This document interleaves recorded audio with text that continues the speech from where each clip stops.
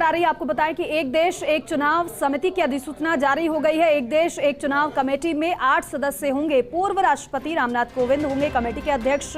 गृह मंत्री अमित शाह, अधीर रंजन चौधरी कमेटी के सदस्य होंगे। साथ ही साथ गुलाम नबी आजाद, NK सिंह, सुभाष कश्यप कमेटी के सदस्य होंगे। साथ ही साथ हरीश साल्वे, संजय कोठारी भी होंगे कमेटी के सदस्य। देखिए, अधिसूचना भी जारी कर दी गई है। ये बड़ी खबर आपको दे रहे हैं कि एक देश एक चुनाव समिति की अधिसूचना जारी हो गई है। हालांकि कमेटी की बात पहले ही कह दी गई थी, लेकिन उसमें कौन कौन से सदस्य होंगे वो नाम आपको बताएं कि कुल मिलाकर 8 सदस्य होंगे। पूर्व राष्ट्रपति रामनाथ कोविंद कमेटी के अध्यक्ष होंगे। गृह मंत्री अमित शाह, अधीर रंजन चौधरी कमेटी के सदस्य होंगे। गुलाम नबी आजाद, NK सिंह, सुभाष कश्यप जो कि संविधान के जानकार हैं, उनको भी इसमें शामिल किया गया है। हरीश साल्वे, संजय कोठारी भी कमेटी के सदस्य होंगे। इस वक्त की बड़ी खबर।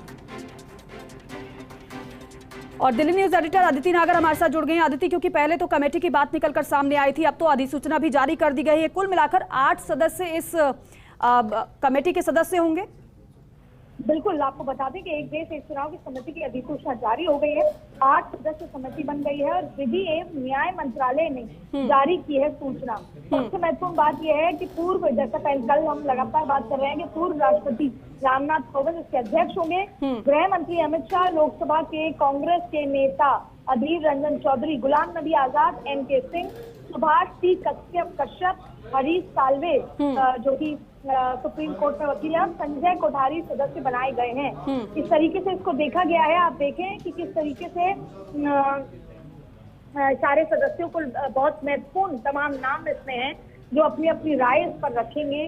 सारे लोग हैं जो बहुत बारीकी से कार्यपालिका और न्यायपालिका की चीजों को बारीकी से समझते हैं और उनको इसमें सदस्य बनाया गया है। खुद गृह मंत्री अमित शाह इसमें सदस्य बनाए गए हैं। यानी कि जिस तरीके से ये महत्वपूर्ण कमेटी जारी की गई है अधिसूचना, अब इसमें डिटेल में विस्तार से तमाम चीजें देखनी है कि कब तक के लिए जो ये गैजेट ऑफ इंडिया की जो ये अधिसूचना जारी की गई है ये कब तक के लिए है। और इसमें रामनाथ कोविंद, भारत के जो पूर्व राष्ट्रपति हैं, वो अध्यक्ष बनाए गए हैं। बाकी जो तमाम नाम हमने बताए वो सदस्य हैं। और अर्जुन राम मेघवाल, राज्य मंत्री, विधि एवं न्याय मंत्री, भारत सरकार विशेष आमंत्रित के रूप में इसमें बैठक में भाग लेंगे, क्योंकि वो इसके अलावा नितिन चंद, सचिव, भारत सरकार विधि कार्य विभाग, आप समझे, क्योंकि ये पूरा मामला जो है ये कानून मंत्रालय से संबंधित भी है और विधि एवं न्याय मंत्री भी इसमें शामिल हो रहे हैं और नितिन चंद सचिव भी इसमें शामिल हो रहे हैं। और HLC के निबंध के निर्देशानुसार भारत के संविधान और अन्य कानूनी उपबंधों के अधीन ये पूरा ढांचा ध्यान में रखते हुए लोकसभा, राज्य विधानसभा, नगर पालिका और पंचायतों के साथ साथ निर्वाचन आयोजित करने की, यानी कि आप समझे ग्राम पंचायत से लेकर लोकसभा तक के चुनाव को एक साथ करने के लिए उसकी जांच और उसमें सारा पड़ताल की सिफारिश करना तथा उसे प्रयोजन के लिए संविधान, लोक प्रतिनिधित्व अधिनियम 1950, लोक प्रतिनिधित्व अधिनियम 1951 और तकदीम इन किस तरह के नियमों के तहत इसको बनाए जाने की बात ये तमाम जो सदस्य हैं वो इसमें करेंगे। बेहद महत्वपूर्ण ये जो अधिसूचना इसमें जारी की गई है और अगर हम इसको विस्तार से पढ़ें तो इसमें ये भी समझ में आएगा कि ये कब तक के लिए अधिसूचना जारी हुई है और कब तक इसमें, क्योंकि बहुत डिटेल में ये लिखा गया है कि कौन कौन इसमें शामिल होंगे, क्या इसकी दिशा है और कब तक ये इसकी रिपोर्ट सबमिट होनी है। तो ऐसे में बेहद महत्वपूर्ण ये फैसला, कल से लगातार, परसों से लगातार इस पर चर्चा हो रही थी।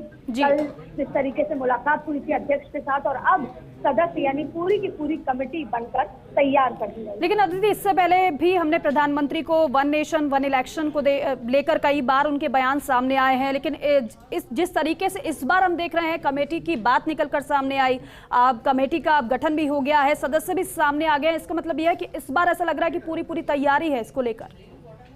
देखिए, अगर हम उस लिहाज से देखें कि कैसे इसको देखिए, दरअसल अगर इसको पारित कराना है, पहले तो कमेटी की रिपोर्ट आई, कमेटी क्या सुझाव देती है, लेकिन जब आपको इसको पारित कराना होता है तो इसमें बहुत सारे और अड़चने हैं। या तो आपको संसद में इसे पारित कराना होगा, नहीं तो 16 ऐसे राज्य होने चाहिए जो इसके लिए तैयार हो। बिल्कुल, अब इसमें इस तरीके से है कि ये भी हो सकता है बहुत सारी तमाम सिफारिशें जो हैं इस कमेटी के लिहाज से आएंगी, क्योंकि जमीन पर, धरातल पे इसको लागू करना करना इतना आसान नहीं होगा। संविधान और बहुत सारे बदलाव भी इसमें करने होंगे, कई आर्टिकल्स में इसमें बदलाव भी करने होंगे। तो ऐसे में भले ही कमेटी तो बन गई है और कमेटी बहुत ज्यादा इंटेलेक्ट की बनी है, क्योंकि जो सुझाव देंगे कमेटी तो पूरी रिपोर्ट तैयार करेंगे, लेकिन ऐसे में आगे क्या कुछ होता है, क्योंकि जो स्पेशल सत्र है 18 से 22 तारीख तक का, उसमें ये माना जा रहा है कि इस पर चर्चा होनी है। और देखिए सबसे बड़ी बात है कि आप पुरानी बिल्डिंग से नई बिल्डिंग जा रहे हैं, ये एक ऐतिहासिक कदम है और उस नई बिल्डिंग में कोई ऐतिहासिक फैसला होना, यही कार्यशैली रही है प्रधानमंत्री नरेंद्र मोदी और अमित शाह की। तो ऐसे में आगे क्या कुछ होता है, क्योंकि धरातल पे इसको उतारना ये बहुत ज्यादा आसान नजर नहीं आ रहा, लेकिन क्योंकि इम्पॉसिबल को पॉसिबल तो नरेंद्र मोदी की कार्यशैली का एक बहुत ज्यादा महत्वपूर्ण हिस्सा है। तो ऐसे में आगे क्या कुछ होता है ये बहुत ज्यादा महत्वपूर्ण है, लेकिन फिलहाल महत्वपूर्ण कमेटी बन चुकी है। अब धरातल पे इसको कैसे उतारा जाए और क्या ये भी संभव है कि 2023-2024 के चुनाव जो हैं उनमें लगभग 15 राज्य आते हैं और लोकसभा आता है, तो वो एक साथ हो जाए।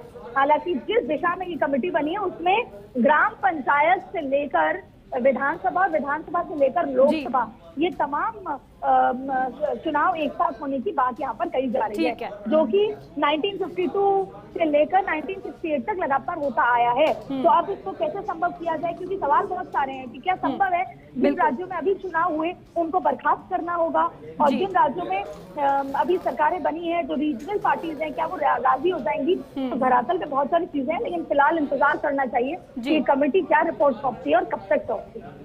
ठीक है अदिति, बहुत शुक्रिया पूरी जानकारी के लिए, अपडेट के लिए। और चलिए वक्त हो गया छोटे से ब्रेक का, जल्द लौटेंगे, आप बने रहिए हमारे साथ।